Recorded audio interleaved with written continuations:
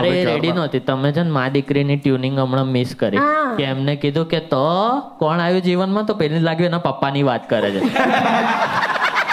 અને પછી કે અચ્છા ગાવાનું છે, તારા તામ સુર પકડ. હવે કોવાઈ ગયેલી કે હા બોલે થોડી વાર લાગશે પણ આવશે.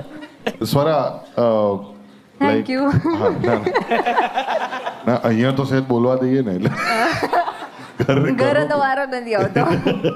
તો એવરીવન આઈ મીટ, કોઈ મારા ફ્રેન્ડ્સ હોય કે એનીવેન તમને પણ, તો બધા મને એમ કે યુ આર સચ અ ગુડ લિસનર. તું કેટલું સારી રીતે સાંભળી શકસ, તારે કેટલું કોન્સન્ટ્રેશન, તને બધી વાત યાદ હોય. ઇવન ઇન સ્કૂલ મારા ટીચર્સ બધા મને કહેતા કે એટલું એક એક શબ્દ તે પેપરમાં આમ અમે જેમ જાણે કેમ હું મારા ખુદના ક્લાસમાં બેઠી હોય એવી રીતે તે એક એક શબ્દ યાદ રાખ્યો.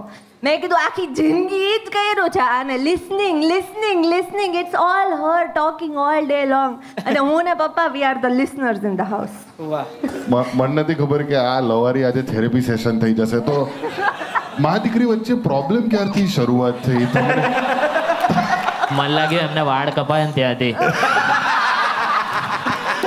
હજી છે ને વાળમાં તો અમને તમે ત્રણેયને ઇન્સ્ટાગ્રામ ઉપર જુઓ ને તો તમને ખબર જ પડી જશે કે અમે કેટલા વિયર્ડ લોકો છે. ફોર અ ચેન્જ અંકલના વાળ લાંબા છે, અલગ જ છે આખું. એમને લોંગ હેર રાખે છે.